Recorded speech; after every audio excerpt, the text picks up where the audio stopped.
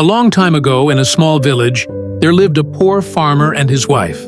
They worked hard every day in the fields, but life was not easy. They had no children, and their hearts were heavy with sadness. One stormy night, the farmer was walking near his land when he heard a baby crying. He looked around and saw a small baby boy wrapped in a cloth lying near the field.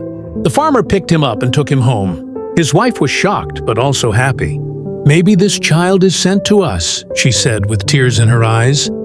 From that day, they raised the boy as their own son. The boy grew up strong and kind. He helped his parents in the fields, plowing, planting, and carrying water. Unlike others who complained, he worked silently and with patience. Slowly, the crops in his field grew better than anyone else's. The grains were bigger, and the harvest was always full. But the villagers did not feel happy for him. They grew jealous. Some said he must be using tricks. Others mocked him or broke his tools.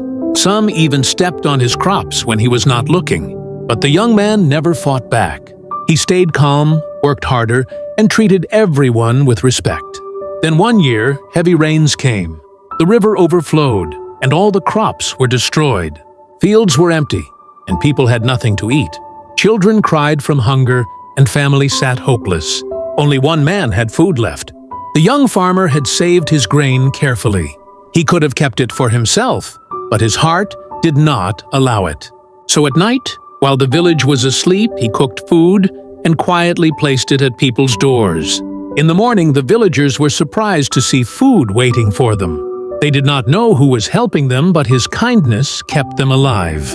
Even then, during the day, people still insulted him. They never guessed it was his hands that fed them. One evening, after a hard day, the young man sat outside his heart and thought, "Why do I get hate when I do good? Why is kindness always returned with pain?" But someone had seen the truth. An old villager, too weak to farm but sharp in his eyes, had watched the young man carrying food in the nights. The next day, when the villagers gathered, the old man stood up and said loudly, "You call this young man a liar and a cheat? But do you know who has been feeding you all these nights? It is him. Without him, many of you would not have survived." The crowd fell silent. Shame filled their hearts. For the first time, they looked at the young farmer with guilt instead of jealousy. That same night, riders came with the royal seal. They said the king and queen had lost their baby boy years ago in a storm. They had searched everywhere, but never found him. Now, after many years, they had followed clues that led to this village. When the royal guard looked at the young farmer, they found the birthmark the prince was said to have. The truth was clear. He was the lost prince of the kingdom. The king and queen arrived and ran to embrace him with tears in their eyes.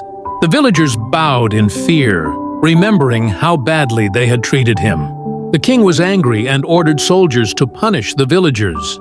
But the young man knelt before his parents and said, "Father, Mother, please do not harm them.